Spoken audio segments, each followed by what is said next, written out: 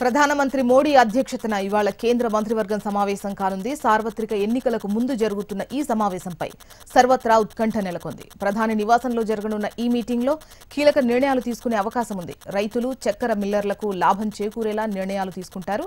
చక్కెర మిల్లర్లకు 15,000 కోట్ల ఆర్థిక ప్యాకేజ్ ప్రకటించడంతో పాటు విద్యా సంస్థల్లో రిజర్వేషన్స్ రోస్టర్ విధానం పునరుద్ధరించడంపై నిర్ణయం తీసుకునే అవకాశం ఉందని తెలుస్తోంది.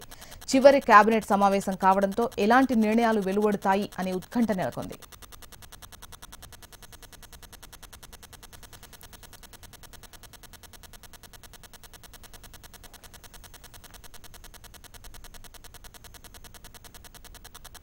ప్రధాని మోడీ అధ్యక్షతన ఇవాళ కేంద్ర మంత్రివర్గం సమావేశం కానుంది. దీనికి సంబంధించినటువంటి వివరాలు అందించేందుకు శిరీష్ సిద్ధంగా ఉన్నారు. శిరీష్, చెప్పండి, చివరి మంత్రివర్గ సమావేశం కావడంతో ఇందులో ఏ నిర్ణయాలు తీసుకుంటారు అనే ఆసక్తి నెలకొంది. దీనికి సంబంధించి వివరాలు అందించండి. జోష్న, ప్రతి ప్రభుత్వానికి కూడా కేంద్రంలో అధికారంలో ఉన్న ప్రతి ప్రభుత్వానికి కూడా చిట్ట కేబినెట్ సమావేశం అనేది ఎన్నికలను దృష్టిలో ఉంచుకుని జరిగే సమావేశంగా కూడా పరిగణించవచ్చు.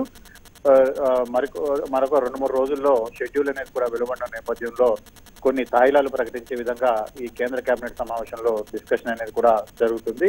అయితే మోడీ అధ్యక్షతన ఆయన నివాసంలో జరుగుతున్న ఈ చిట్ట చివరి కేబినెట్ సమావేశం పైన దేశవ్యాప్తంగా కూడా సర్వత్రా ఆసక్తి అనేది కూడా నెలకొని ఉంది. ఎందుకంటే సార్వత్రిక ఎన్నికల ముందు జరిగే సమావేశం కాబట్టి ఇందులో పలు కీలక నిర్ణయాలను కూడా తీసుకునే అవకాశం ఉందని చెప్పేసి కూడా తెలుస్తోంది.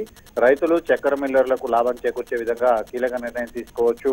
చక్కెర మిల్లర్లు ఎవరైతే ఉన్నారో కొంత సంక్షోభాన్ని కూడా ఎదుర్కొంటున్నారు కాబట్టి 15,000 కోట్ల రూపాయల ఆర్థిక ప్యాకేజీని ప్రకటించే అంశం పైన కూడా ఈ సమావేశంలో డిస్కషన్ కూడా జరుగుతుంది. ముఖ్యంగా ఉత్తర భారతదేశంలో గిన్ని రైతులు అంటే చక్కెర రైతులు, చెరుకును సాగు చేసే రైతులు ఎక్కువ మంది ఉన్నారు కాబట్టి వాళ్లకు ఊరట కలిగించేలాగా ప్యాకేజీ అనేది కూడా మరొక ప్యాకేజ్ కూడా ఉండొచ్చు అని చెప్పేసి కూడా తెలుస్తోంది.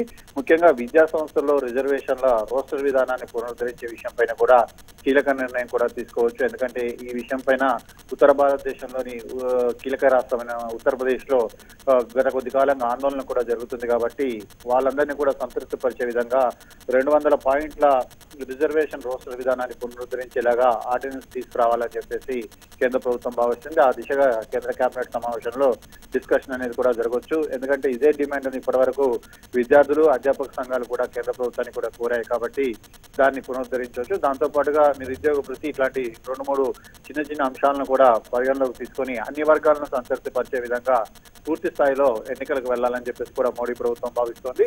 సో 10:30కి జరిగి ప్రారంభమయ్యే సమావేశం దాదాపు 1 గంటన్నర పాటు జరిగే అవకాశం ఉన్నట్లుగా కూడా తెలుస్తోంది. జోష్న. రైట్ శిరీష్.